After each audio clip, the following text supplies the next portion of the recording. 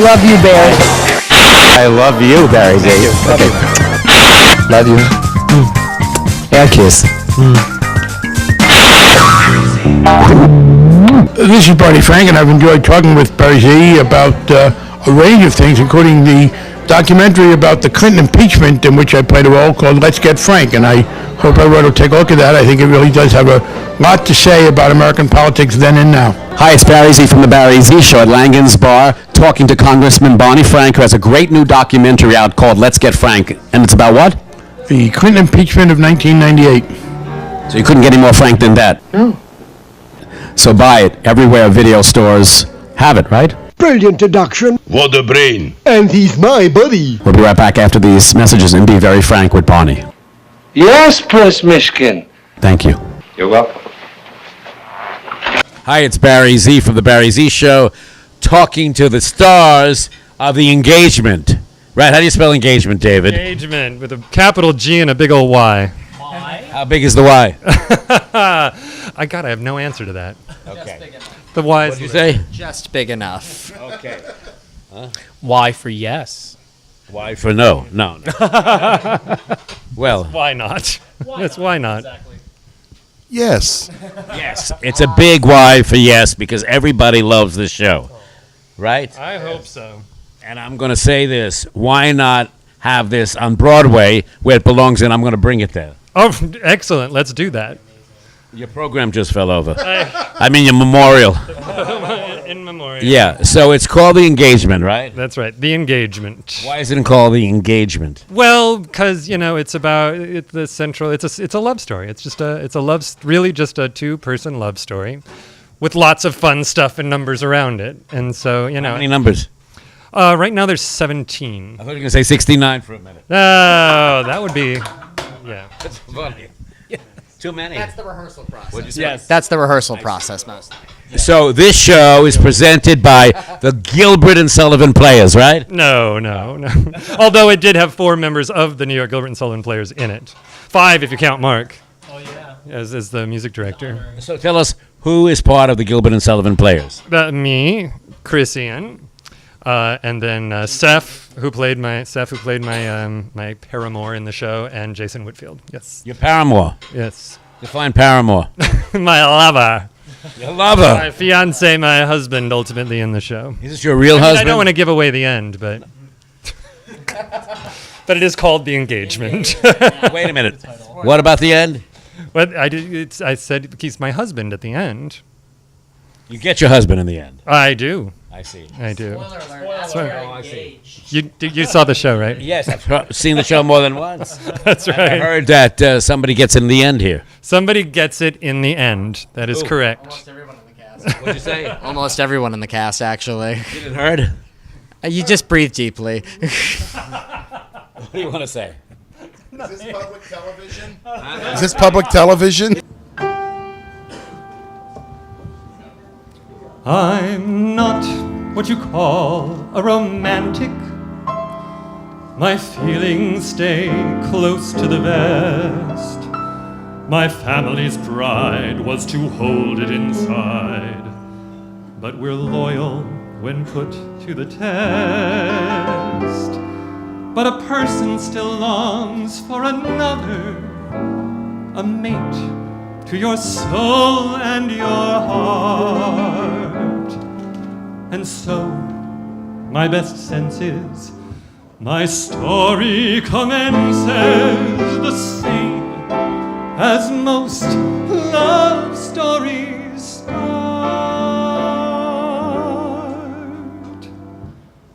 It's just another night at the gay bar where I'm looking at the men. Who is who? Did he look at me or look at you? Can I really know? It's a complicated flirting situation. If I think a guy is hot, I can tell him. Well, not tell him. I mean, in this bar scene, nothing more than eyes. A couple tries, then he'll realize that I'm giving him an open invitation. But that doesn't mean he likes your glance. It's an interesting game of chance. If he doesn't give a stare, better drop it then and there and pretend that you are headed for the dance floor. Well, it's just another night at the Eagle, and I'm looking for a fling. Only sex, Just a one-night thing everyone expects. then you go your way, and I don't intend to ever learn your last name. If you're squeezing past the bar and you touch me, I'll assume it's what you want. Moving toward the stair, Playing nonchalant, acting unaware, then you give a wink. it's a second-story predatory fast game. But I really kind of like his smile. I like his masculine but careless style. We can maybe start to talk, but I think he's gonna box, so let's make out in the corner for a while. Well, it's just another night at the gay bar where it's all about the butt, all about the heat. Everyone's a slut. Or a piece of meat. That's the way it is. We don't like it, but we love it just the same.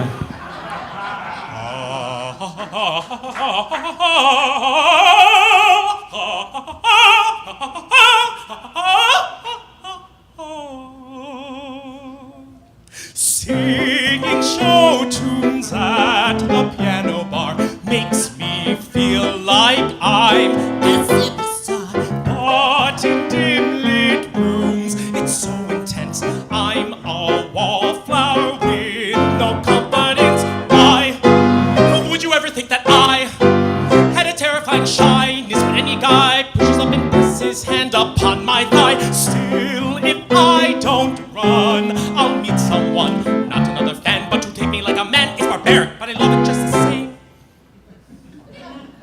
Well, it's just another night at the gay bar where I'm looking for a thing.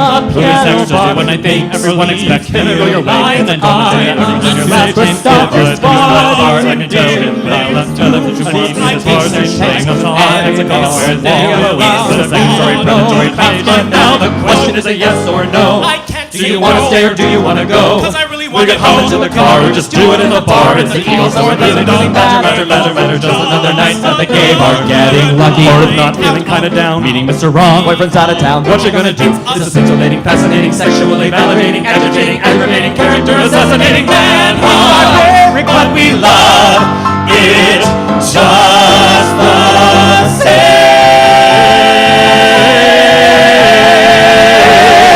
same. What a crazy, captivating game. The Engagement is it's a love story. I call it the love and all that entails story. Not love and all that jazz? Not all that jazz, no. There's no jazz in this show. It's all real music theater. What'd you say? A little. More like jazz hands, per se, than jazz anything. Jazz light. Jazz light, a little bit. Where's BB Newworth? Well, she's back on Broadway, I guess. She was certainly in the Tonys. Okay. Killed it. But Killed she's it. not in the Engagement. She is not in the Engagement. Only one woman in the Engagement. Her name is Colleen Harris. And she's fabulous. She is fabulous. She does it. Is she a real woman? She is as woman as you get. Cis female. Yes. Cis female. What does that mean? It means she was born with female parts. Yes. It's a very strange term, but it's what it means. Yes. But you spell it ENGAYment, right? That's right. Engagement. Why is it spelled that way? Just because it's a love story that happens to be two guys. It's a love story that's two men, but it's What gay means. that's Which is what? Which is what gay means, really. Is that what it means? A little bit. I think so. Now, is this in honor? we don't want to make you uncomfortable. Is this in honor? What is this a gay show? This is a gay show? I thought this was Hamilton. Oh yeah. a love story. It is. It's a human story. Well, I heard there was an engagement in Hamilton too on stage. I have not seen Hamilton. Haven't you seen it? No. We can't afford- afford Hamilton. They can't afford $5,000 a ticket, huh? There was a rap in the show, but we cut it out. So, I mean. Gotcha. There's almost A gay rap. I wish I could see. Wish I could think. What is it? I wish I could trust there is something in me he would see that would be. So yeah, I feel a little Hamilton at that moment. I thought your beatboxing. So there is what a beatbox in this or a gay rap in this. I haven't seen any boxes beaten in no the show. boxes but allowed. No boxes allowed. No, except Colleen. But I mean, Not even big boxes. Okay, this is what happens when the girl is not at the table. To defend herself. She's not here to defend herself. That's not fair. Who was the girl we're talking about? There were a lot of girls in this show. No, the one. Yes. What'd you I'm a say? lady. 3 times a lady. No? Yes, exactly. I am not a lady. I am so not a lady. I mean, if I No. had Wait a to minute. do the waxing building. Wow. No, yeah, no, definitely not. And I'm in another show where I prove that I'm not a lady. So yeah. Didn't you wax your chest? No. I just trim the hedges is what I do. Trim the head. Trim that? No, you never want to trim the head, but you can trim the hedges pretty much. Just so it's not like growing like the Amazon. In this way, it's like neat and kept together. It's like tidying your room up, but with chest hair. Are you the Hedges in Benson and Hedges? The hedges in Benson and Hedges? No. No, definitely not.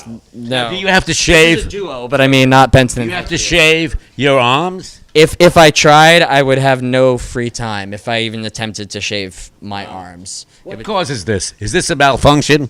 Self-loathing mostly.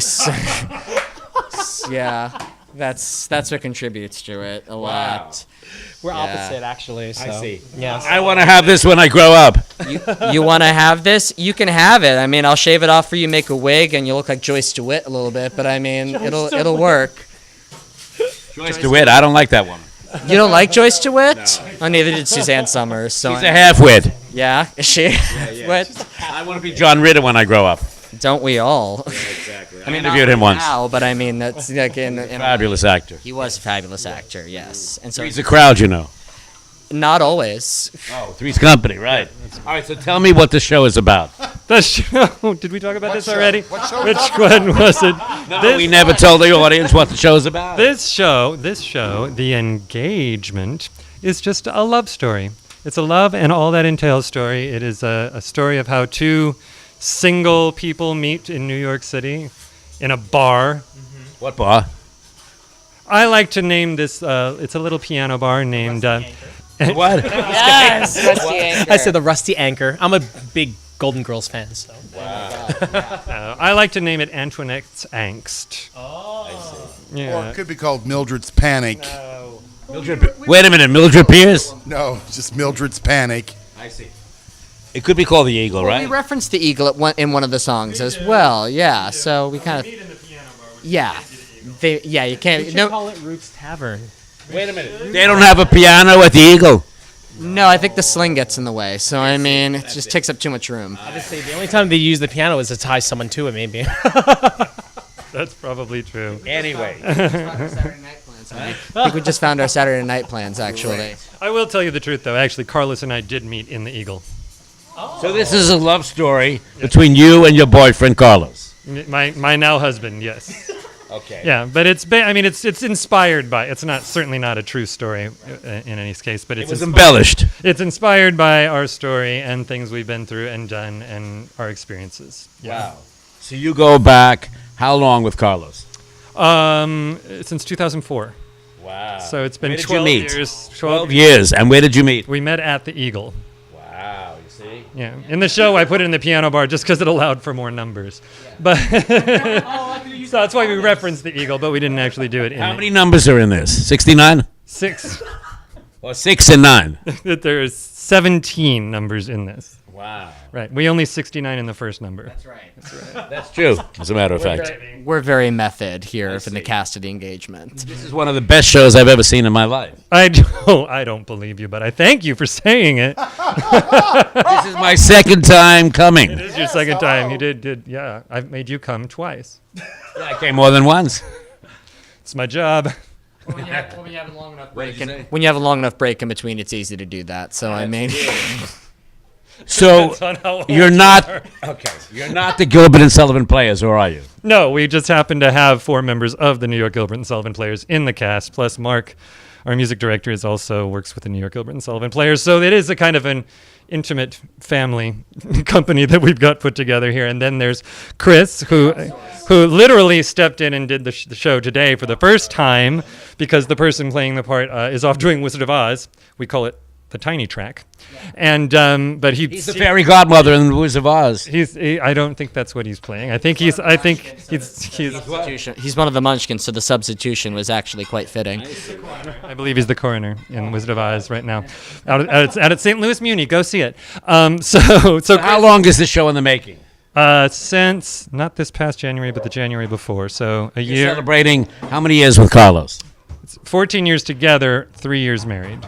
And you met him at the Eagle. And we met at the Eagle, and You wrote the show. we made it last. Wow. And they actually had a beautiful wedding. I was there. I sang for it. That You the was, flower girl? no, I was the ring bearer. There we go. You wish you were the ring bearer. Who was the flower girl? We didn't have a flower girl. We had a ring bearer. We didn't. I would have been your flower girl. Look, I have flowers right here. I'm sure I sent you an invitation. I don't know what happened. Got lost in the mail, right? I lost in the internet. No, lost in the mail. M-A-L-E. I lost. Yes. Yes, that is what It does. Yeah, yeah, it's such a fantastic show, and I mean, I'd actually seen it before because I work here at the Metropolitan Room, and How you got involved in the show? well, how I got involved with the show is actually I work with Seth in another show called Naked Boys Singing off Broadway, and when they found out they were going to be losing Elliot, they hit me up and said, "Hey, can you come in and learn this stuff on the fly and do the job?" And I was like, "Yeah," I'm like, "I'd love to. I love the show." And when I saw Elliot do it, I was like, "Oh, that would be the part I'd want to do."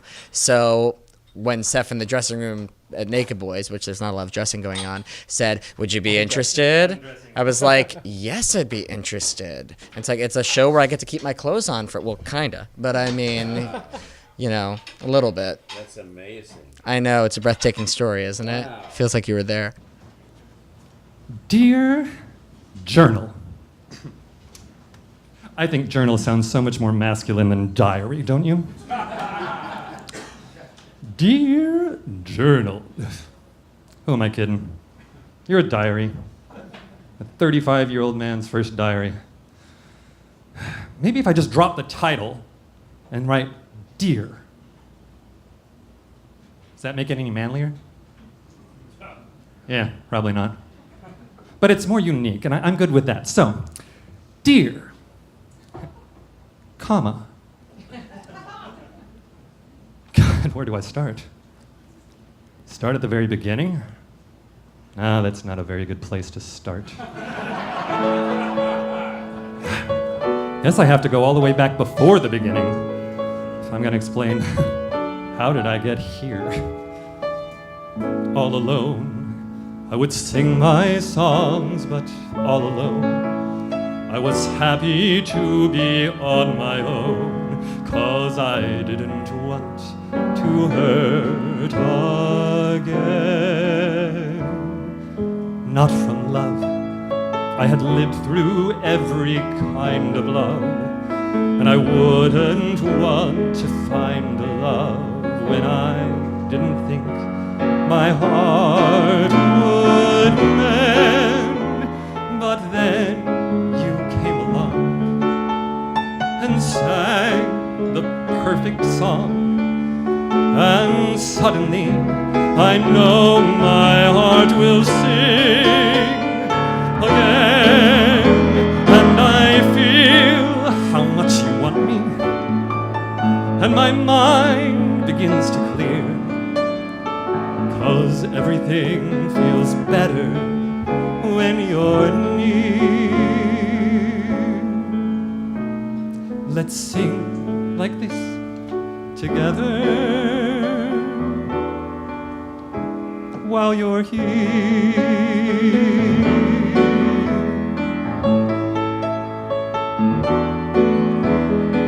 Like it should, time goes passing on and life is good.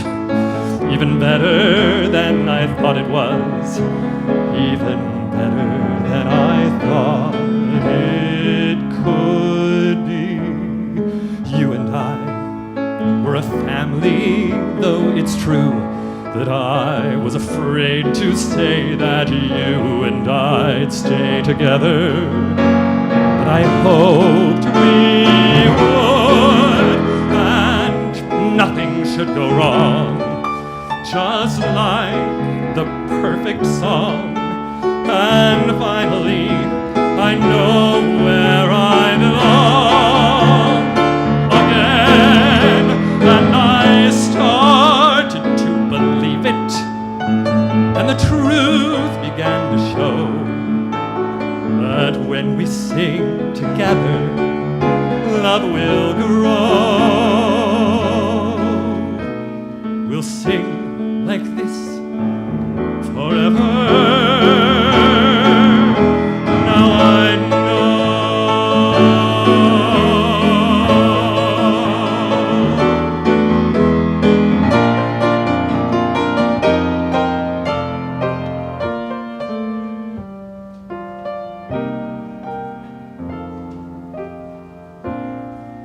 life will change. Though it's not your plan, and love is strange, even stranger than the day when I decided that this love was true. You don't know what you want to say, but do you know how I'm wishing you would stay? Though inside I know our time is through, and I try to say it's better, and I try to carry on, but nothing feels much better now you're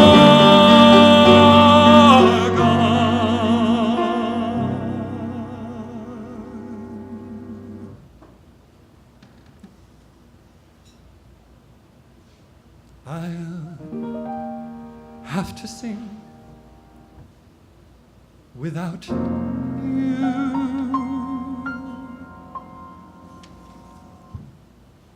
From now on.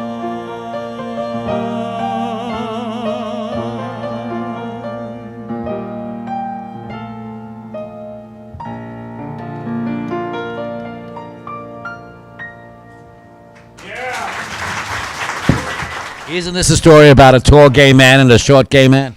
It is a story about two people. How tall are you, by the way? Happens to be a tall gay man, and the other one is not as tall. What are you, 6'5"? I'm 6'5", yeah. Wow. Yeah. Does it hurt? Yeah. All the time, yes. And not Incredible. just for me. There we go. So you reenact your own relationship in this music. There's a lot of pieces that are things we went through. Yeah, it's based on the story and the trials and the way we met and the things that have happened to us. It's certainly not word for word or spot on, but it's shut up. But Tell me about the music and the songs. The songs, I mean, that's really what this was all about. I started writing the songs just about the things that I was feeling. It was kind of like therapy, you know. But then somewhere along the line, I went, I think I'm writing a show. So then I had to start thinking of scenes, and then I had to start creating songs that had to do with the scenes. And the song, you know, that shows the first fight, and the song that is about the first date, and all of that started coming together. One of the most fun things about the music is actually writing all these male duets. Male duets, a first. I really see, actually, in musical theater. There's not a lot of male duets. I mean, there's like a handful of them I can count on my, you know. Yeah. Exactly. Lily's Eyes, and that's it, from Secret Garden. And what? Agony from Into the Woods. I mean, there's not a lot, so it's great to hear, actually, male. At the piano bar, it's gay men singing the duets, but it's supposed to be a man and a woman. Yes. That's usually what's happening. So I'm writing the duets that are being sung by two men, and then the women in the piano bar will want to sing our songs, and that's just fine. Tell us about the songs. Give us the titles. The titles of the song? Oh, my goodness. There's Just Another Night. There's What a Night. There's does everything have night in the name of it? There's a song called Dating that is talking about what is dating all about. Have You Ever, which is a beautiful song that's kind of an anthem or a tribute to having a safe place to be and live. There's Fight It Out, which is a very fun song about giving advice on how to have a long relationship, and A Piano Bar Confession, which is the song that Chris sang tonight. I don't know. You sing it, no? I do sing that song, yes. You sing. So tell us all the songs that you sing. Tell us your name and the role you play. My name is Christopher Anthony Henry, and I play the role of Elliot, and all the songs I sing are A Piano Bar Confession, and then I do some amazing harmonies and some other songs. And what else? I give great face. You strip naked. Not in that's the other show, right? Not in this show. That's just a naked boy singing, and sometimes socially if you bought dinner. And your name again is? Hi, I'm Chris Ian Sanchez, and I play the role of Ian. That's half my name. And what a voice you have! You blew the roof off this place. Thank you so much. Appreciate it. Yeah, it's fun. Like I'm just very honored to be able to sing these beautiful arrangements that these two gentlemen wrote for this show. It's such a joy and a pleasure. Now, tell me about Ian. Well, He's Jewish. he's Jewish. Yes, he lives on the Upper East Side. No, just kidding. No, I don't know. I try to make my character kind of reflect who I am as as Chris Ian, and I kind of bring that flavor out.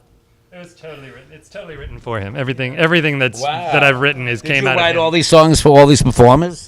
Not all of them specifically for people, but Chris Ian's stuff was all really done around him and written, with you in mind in the first place. So, yeah, he actually doesn't have. He's the only person who doesn't have his own song to himself.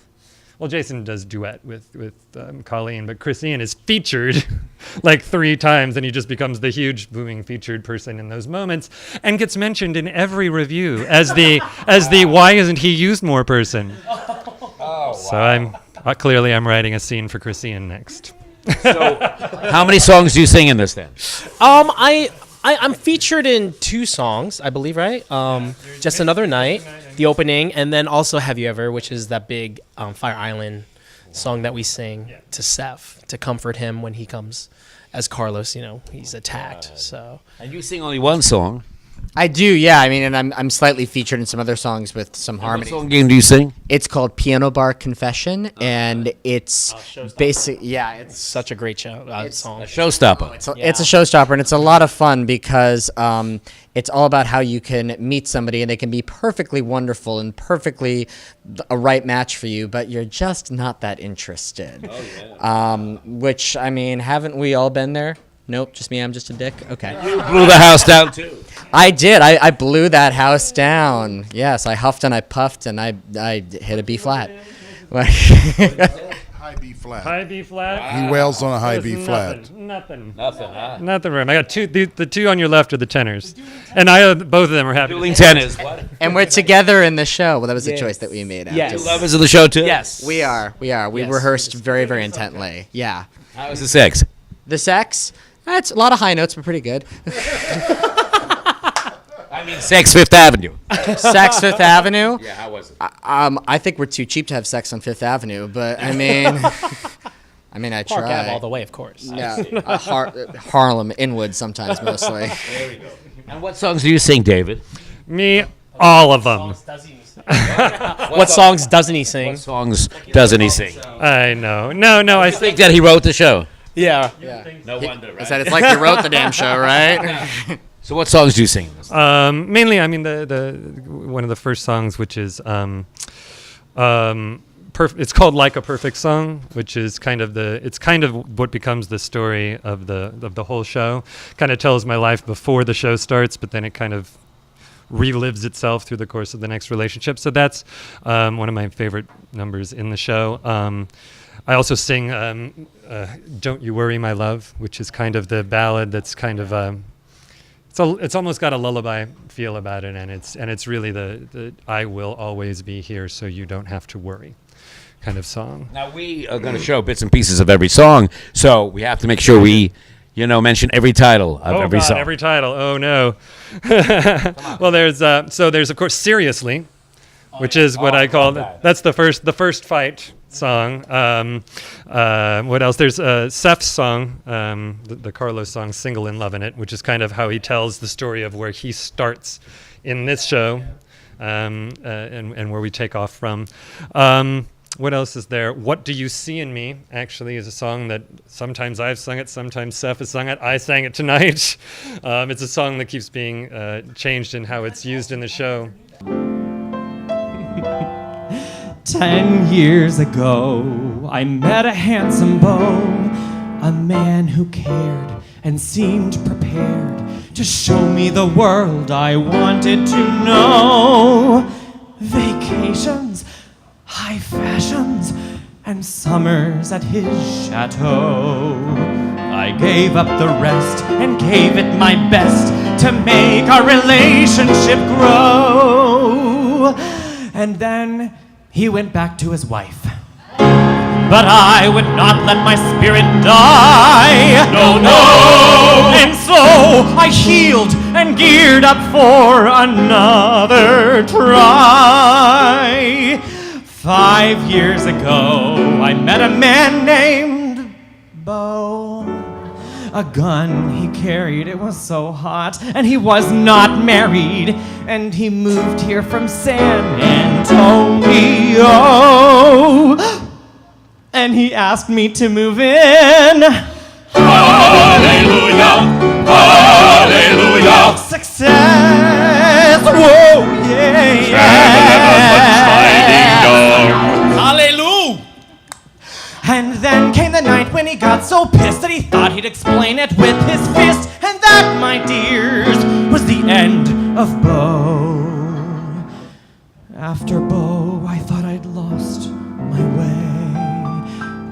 And so tonight, I have something to say. What do you say? I'm single and I'm loving it.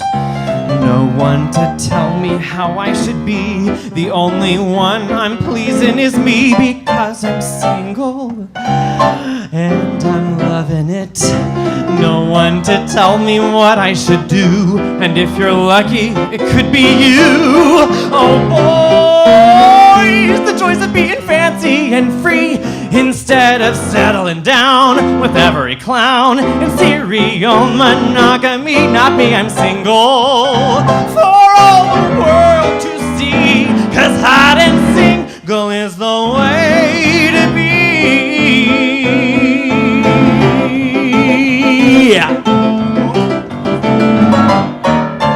But don't you get just a little bit lonely when you're all alone after a date? Who's alone? And don't you hate when you're flirting and only then discover that the other guy's straight? That's how I like it. And don't you hate just a little bit tired paying rent all alone in this town? And family asking when you're settling down? Just a little bit. Once in a while, don't you wish you could cuddle with a man to keep you warm in the night? And someone to sit next to you on a flight.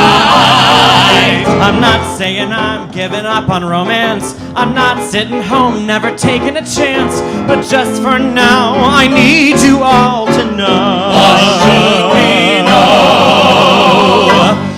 I'm happy. That's the thing of it. I'm living life alone, that is true, but still it's better than what I've been through. And this gay marriage, what's the point of it? If we'd had wedding cakes like today, I'd be a twice-baked gay divorcee. Someday, I'll maybe share my life and get wed. Till then, I'll relish the chase, enjoying my space, and stretch out on my queen-size bed. I said I'm single. He's single. So get it through your heads, 'cause I'm impervious to any manly spell. My standards are higher than Ava Gabor. I'll never again get caught settling for a man who looks like God yet acts like hell. So if someone says he wants more than a night, he's in for a challenge, and I'll tell him outright. He's gotta know to take it slow, and please expect no exclusivity. No exclusivity. 'Cause until I meet the man who's truly perfect,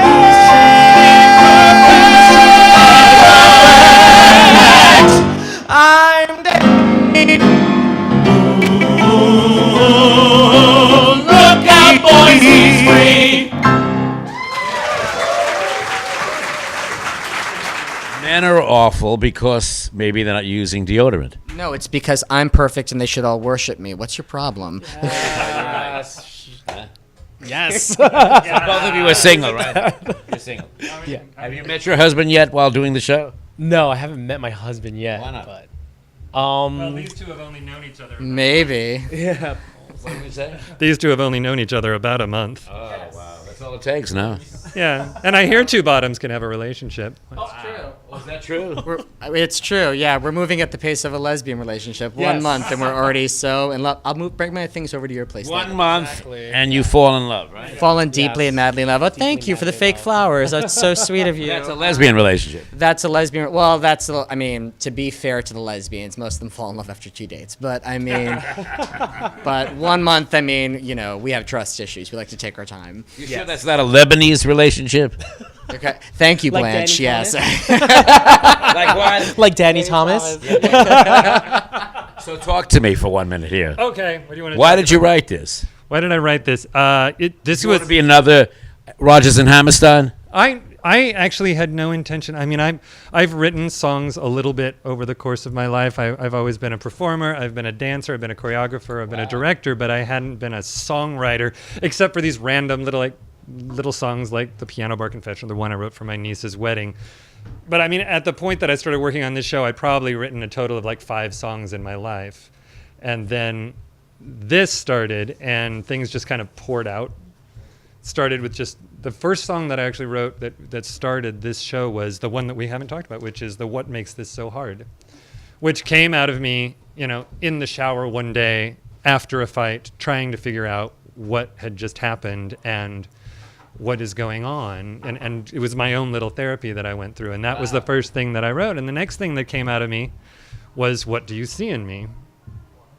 And it was after those two that I suddenly said, I feel like I'm writing a story. And then Just Another Night came out. Suddenly we had a fun patter song. And then at that point I knew I was writing a show, and then I started thinking, what story am I telling? What story am I telling? It's so interesting that it's the reverse, actually, in which she wrote that. Like in the show, What Do You See in Me comes first, and What Makes This So Hard is later.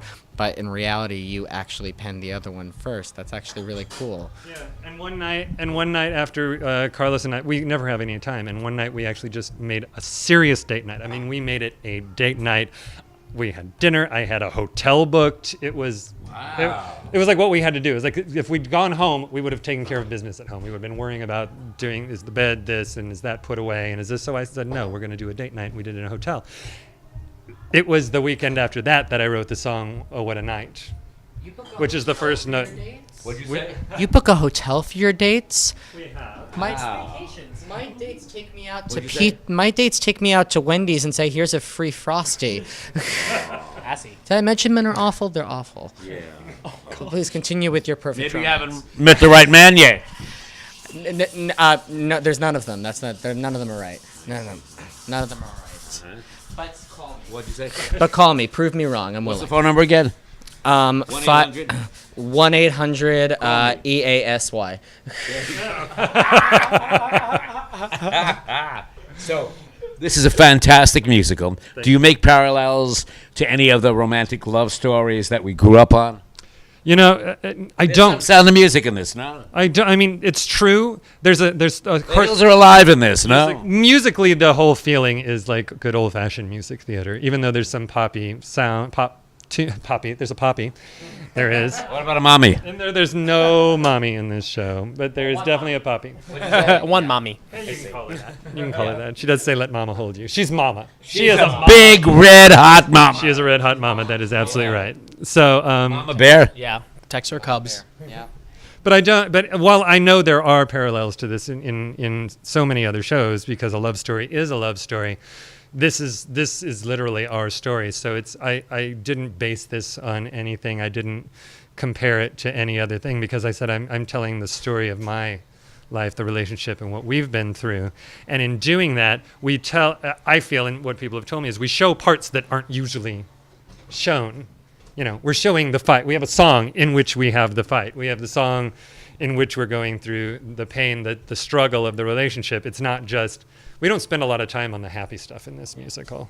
You know, we don't have time for it because we've got to show everything. Yeah. Now, when this goes 2 acts, we'll have some more fun. What's It's funny because you talked about how it's really a show just like Human in general, it complied. But what's great is this is a show that explores how tricky it can be for two men specifically to be in a relationship with each other, because men are not conditioned to be so open with their emotions. They're not like encouraged to be monogamous. It's very, and so there's a lot of walls when two men get into a relationship together that they have to break down. And what's also really good on the gay storyline aspect is how you bring in the bashing and Fire Island. And I think today, now more than ever, it's great to have a musical that explored those themes, because we take for granted, we live in New York City, like the line says, and it's unfortunately, even the places we wouldn't expect, safety is not always something that we can count on.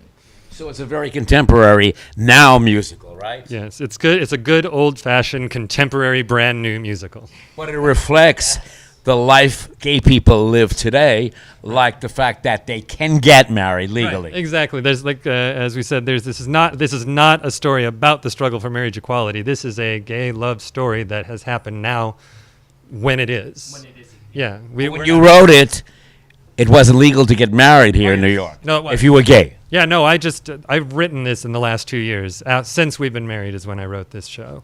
So this is still prior to gay marriage being legalized, right? The story is, I think what'd you say? Nationally it was, but at the time he wrote it in New York, it was legal to marry. Legal in so New York, but It was not legal in New York. Right, but not legal. Yes, exactly. Not nationally. Nationally. Right. That hadn't happened yet. So wow. So it's very contemporary, very now. It's timely. It's timely. Yeah. And this is the first musical, reflecting these kind of themes. I think so. I mean, there are pieces that can harken back to falsettos, or that can, it's got a little bit of Torch Song Trilogy feel every once in a while, just in some of the scenarios and the things that happen. But in every other way, I feel it's its own unique story. That is at the same time every person's story. Yeah. So we're talking about gay marriage, which is now legal here in New York. We're talking about gay bashing, which still occurs. Yeah. What else are we talking about?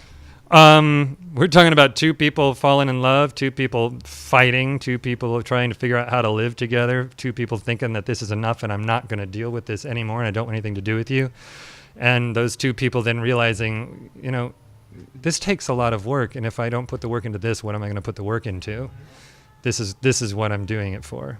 But also straight people can relate to this. That's exactly what I mean. In the end, that's the stuff the story is about, but it happens to be, put into the mix of gay relationships, gay life, what we struggle with that straight people don't struggle with, all littered throughout the story as well. So it's got both. Would a musical about gay marriage translate well across the United States and across the world? Oof. I don't know. I think there's some places that would have big challenges with it. There are people that would have big challenges with it. But I'll tell you, some of my biggest supporters have been my straight friends.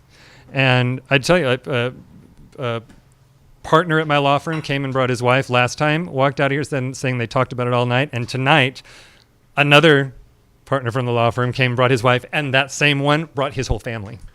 What about the Gilbert and Sullivan Players, which you're part of, right? Thank God for them, because they filled the house most of the time. Wow. Thank you, New York Gilbert and Sullivan Players, for giving us an audience to keep this thing going. Wow. Yeah, no, we have a total of probably about 80 or 90 people who have come through the show that that are part of the New York Gilbert and Sullivan Players. So that's been good. It's been very good to have. What's so incredible, this week is Gay Pride Weekend. Yes. And it's playing because of Gay Pride Weekend, do you think? This was our special Gay Pride show because it was Gay Pride.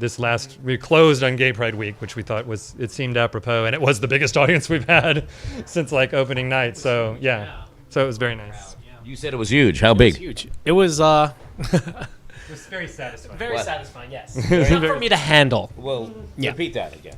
It was enough for me to handle. Very satisfying. Very sasatisfying. And for you? It's the Jeff Stryker of audiences, basically. Now, you look a little like Jeff Stryker. I do, but my pants are on. But maybe you're his son. Could you be his illegitimate son? That's very, very possible, actually. Probably for Jeff, I'm saying. Chris, you're about the size of his penis. I am. So. I am. No, I think I'm the size of the vein in his penis, actually. Wow. to give props to Jeff. Props to you, Jeff. You're a veiny performer, right? I am a veiny performer. Yeah, Not vain, but veiny. No, both. No, you're right. No, you read me. That's okay. Good for you. No, I think what's really, really great about having a show like this play, not only for Pride, but if we were to like bring it someplace outside of New York or even around the world, is that its visibility is so important. Yes. Visibility is most of the reason why we have progressed so rapidly. I mean, not rapidly enough for some, but so rapidly over the past decade in terms of gay rights, gay marriage, DOMA, don't ask, don't tell. It's because we have these representations now in musicals, on television, And in the White House. and in the White House, showing gay people that we love, we have relationships, we have the same struggles as everybody else. Because for a while, that was the biggest problem, is we were just this foreign concept. Gay was just a word. It was faceless. And it's works of art and entertainment, theater and everything that help people who might not otherwise relate put a face to this and understand. And it's very, very hard to walk away from or prejudge something when you have a face to it, when it's they're like my brother, they're like my friend, they're my uncle. It's really vital, and it's humanizing.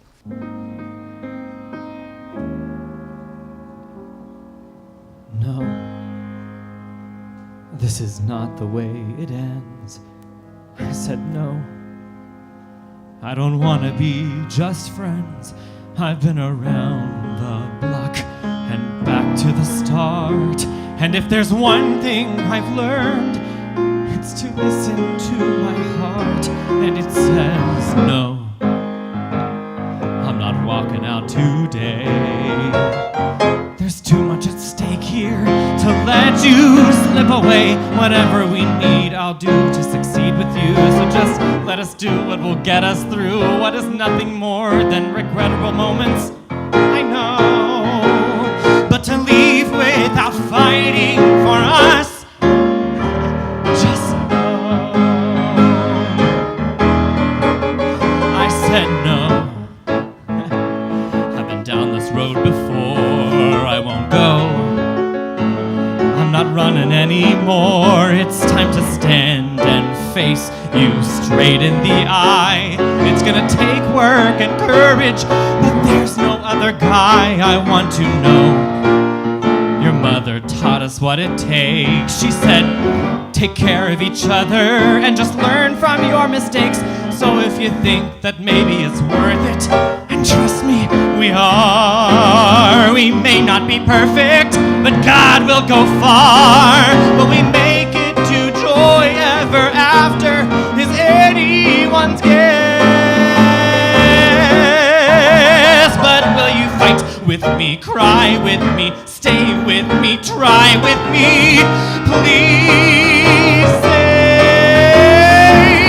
yes.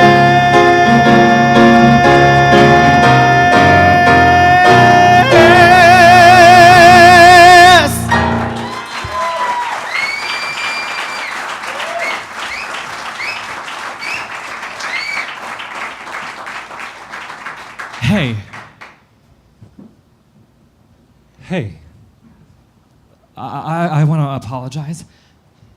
I realize I wasn't being fair and giving you a chance, and I know you're probably still very angry at me, but I hope you can take this apology and we can have a new begin. See, there you go, interrupting me again. You know how I hate that. No, but seriously, here, have a seat. Just hear me out. Don't interrupt. Just listen. So I've been looking at things, looking at them hard, analyzing, and I had to ask myself, why do people give up on what could have been a good thing?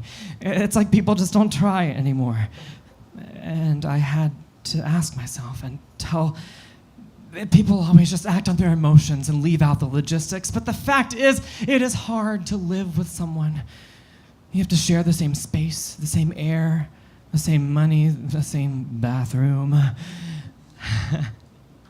How hard is it to allow yourself to be comfortable and at the same time be with someone else? And I think the answer is patience, fairness, forgiveness, communication, of course. And There's the one we have. I said no interrupting! And a little bit of love. You've been a brother to my sisters, a son to my parents, a caregiver to our family. You've helped me be my best. You've made me act my worst. And yet you still want to be with me. To be a part of my life, a part of my family. I guess what I'm saying is I can finally consider myself really lucky. David Scott Oxier, will you marry me?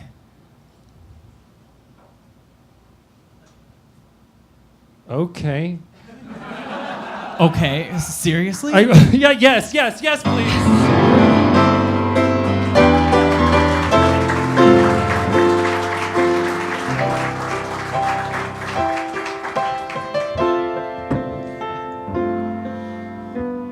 Here we are. Who'd have thought we'd find ourselves here?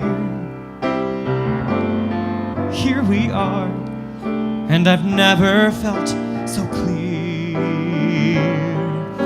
The times before I met you all fade into the past, and from the start you made my heart believe our love would last. Here I am, making you a solemn vow. Here I am, overwhelmed by joy right now. If you take my hand, I'll show you what true happiness can be. My happiness is you and me.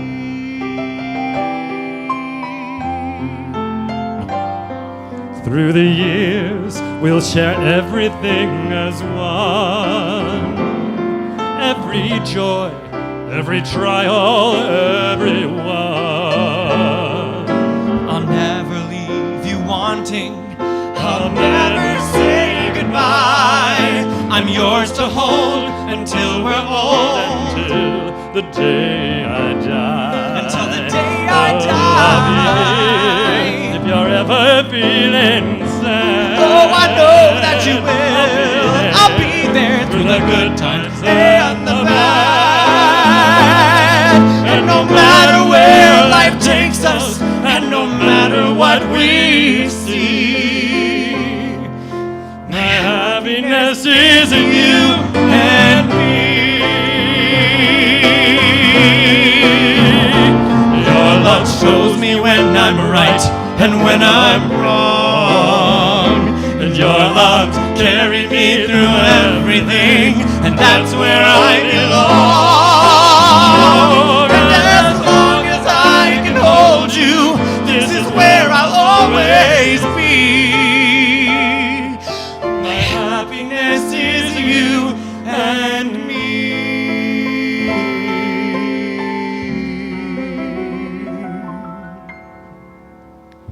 My happiness is you and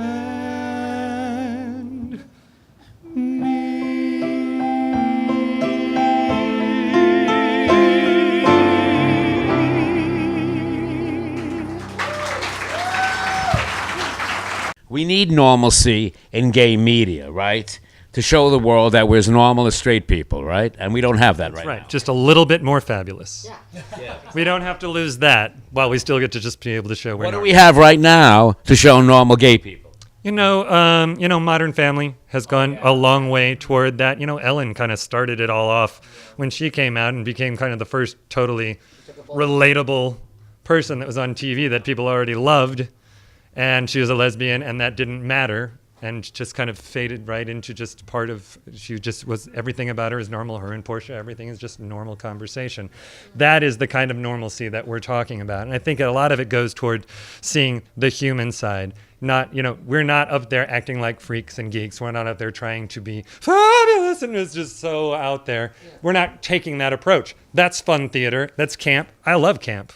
God, I love camp. It's so much fun. But this story doesn't accurately represent the community. No, it's just a fun way to be. It's a fun form of entertainment, and it's great. And it's a stereotype. But it does tend to go towards stereotype. Dearly beloved, and my wife too. Just kidding, honey. Go bless yourself. We are gathered here today to join these two crazy kids in holy patrimony. God bless you.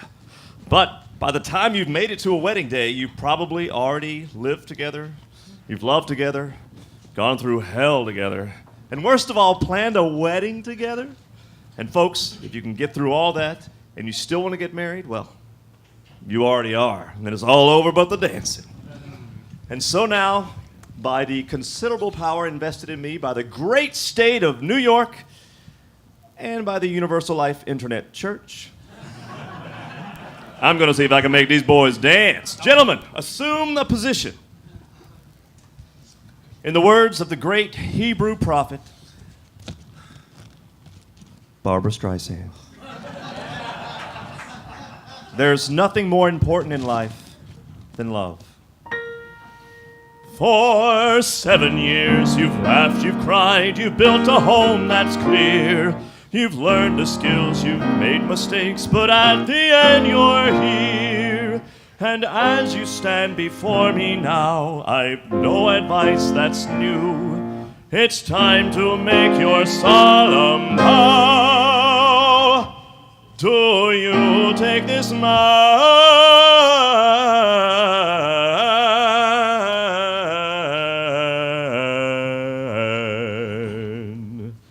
Groom 1, do you? I do. Groom 2, do you? I do.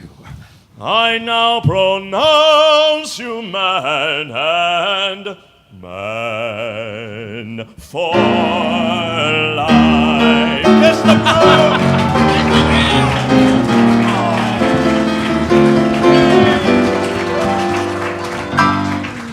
I'm married and I'm loving it. I never dreamed I'd see such a day where I'd be equally married and gay. No way, I'm married and I'm loving it. Though I enjoyed my time on my own, it's so much better to not be alone. Oh boys, the joys of being blissfully wed. Like staying home getting fat. Whoa! Adopting a cat? No, I guess we'll compromise instead. I said I'm married. So get it through your head. Not starting now, there's no more I, there's only we.